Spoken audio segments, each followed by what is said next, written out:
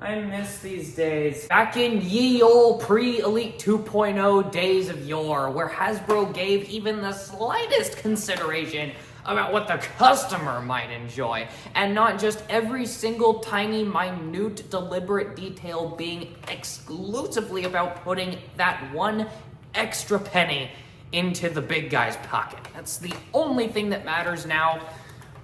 But I really feel like things were different back in the Dart Tag series, because this is the Speedload 6, not even the blaster I was going to review today, but holy crap, this blaster is so good that I abandoned my review and I moved straight on to this one.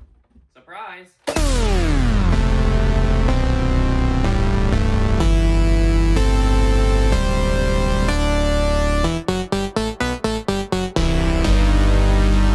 Speedload 6 is a 2011 release out of Hasbro, I think it's 2011, in the Dart Tag series, making it a sidearm in the series. And Dart Tag was kind of known for their more interesting and elaborate sidearms. You had the original Hyperfire, you had the Speed Swarm, you had the Snapfire 8,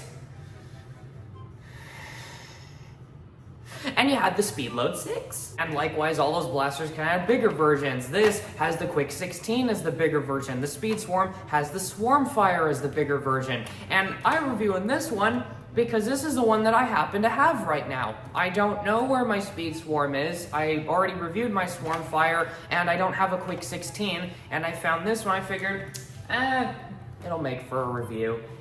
And it's one of my favorite blasters just to mess around with now. It's actually so fun to mess around with this that it's infuriating because it's completely useless. But let's not get too ahead of ourselves. Let's start with the design. It looks like a big silly bumblebee.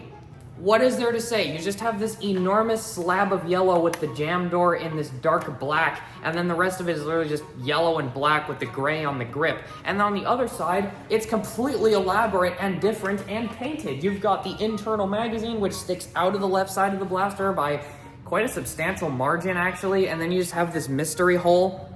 Seriously, what is the point of this? It goes all the way up there. I can get my finger really, really, really far up there, and there's nothing. It's the mystery gap. I don't think that would exist on modern Nerf blasters, but I've been surprised before. The point is, this blaster looks really cool. The front end looks good, the top looks good. Overall, they really nailed the appearance on this thing, just like they did with nearly every other Dart Tag blaster I can possibly think of. About the ergonomics, this blaster features a main grip and a top slide prime right there that blends really well into the shell. Like, you can totally tell it's there, but it just looks so good like the rest of the shell that you don't even really notice it. First, the main grip.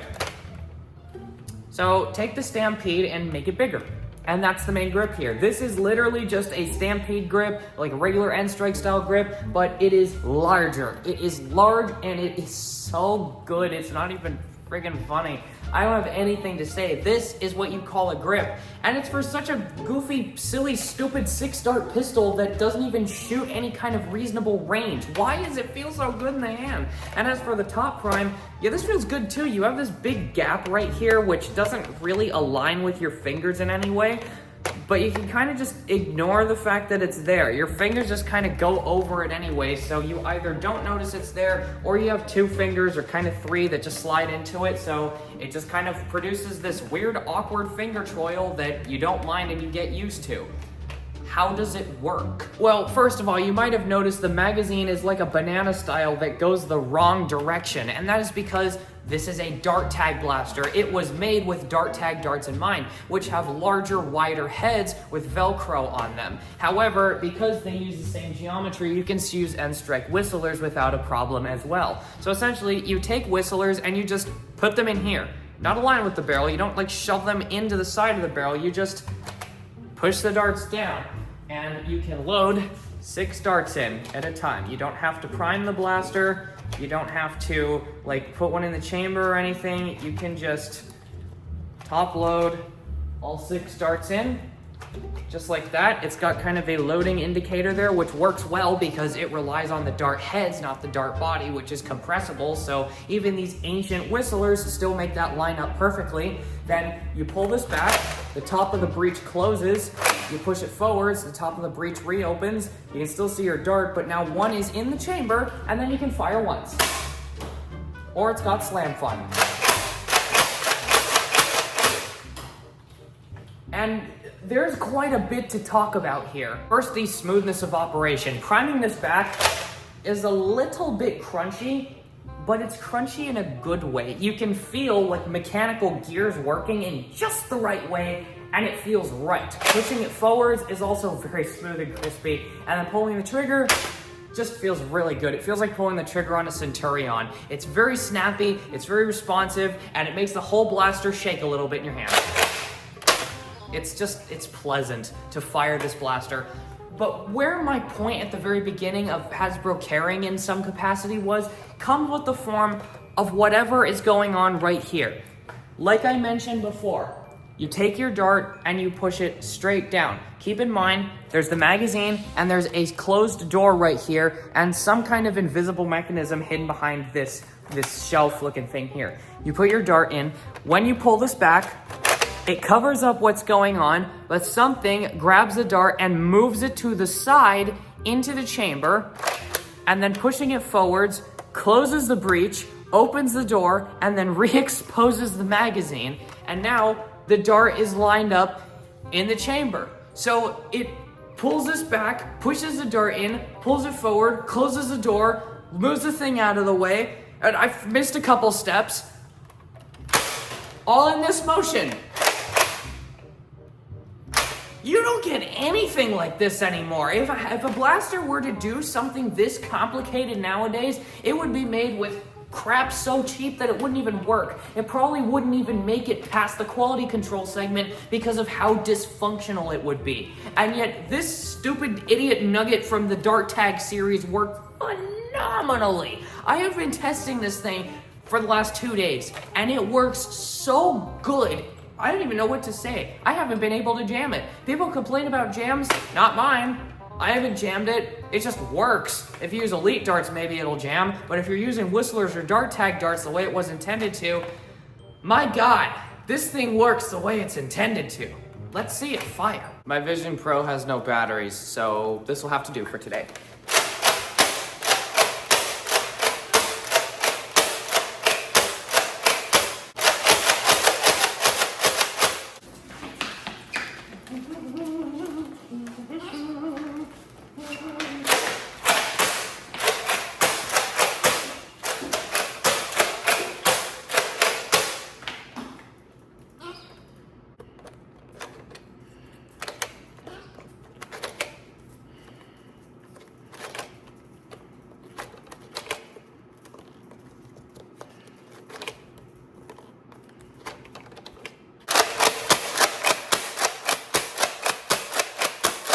But that's also a double-edged sword, because having such a convoluted mechanism like this and slam fire, just to add a list of things into this blaster, what it does, there is no modding this.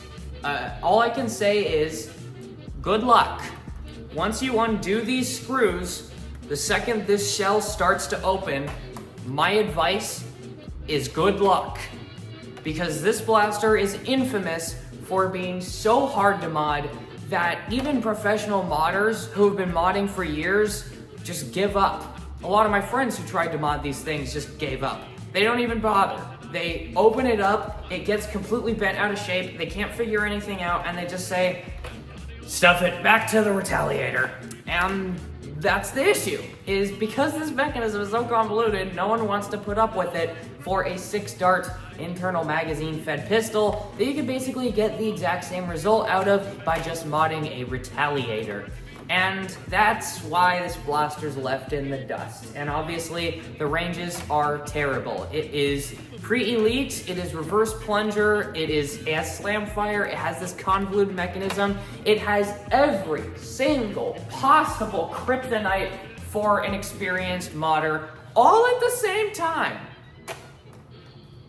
But even with all that said, it's still fun to use. I don't think everything has to be the biggest FPS dominator in the entire world. I think that fun nuggets like this have a place in the hobby, especially for people who are just getting into the hobby. They're still afraid of getting hit with darts because it might hurt. Getting to experience a blaster that only shoots about 40 to 50 FPS, that doesn't hurt at all, makes it, oh, this doesn't hurt at all. And then they get shot with a regular Elite blaster and then, oh, that doesn't hurt either. And then they realize that that it doesn't even really feel like anything until you start getting into the like 200-300 FPS numbers. And so there you go. You have the Speedload 6. It's a blaster that is entirely useless. You can't mod it. You can't use it in Modern Wars, and I love it to death. I wish that littler blasters like this, not just the big, overwhelming flagships, got attention like this thing did. This has more care and effort put into it than everything that Nerf has made in the last 5, maybe even 10 years combined. I genuinely have nothing to say. I can't think of a blaster that was released after 2015 that has had even remotely the same amount of engineering prowess dumped into it as this thing. This 6-dart internal magazine-fed dart tag blaster. If you find one of these things and it's in good shape and it's not all jammed up or bent out of shape or anything, like, it works, pick this thing up. Even if you play competitively, something like this, just being fun and silly and goofy and dumb, is worth having in your collection. Thank you for watching. Bye.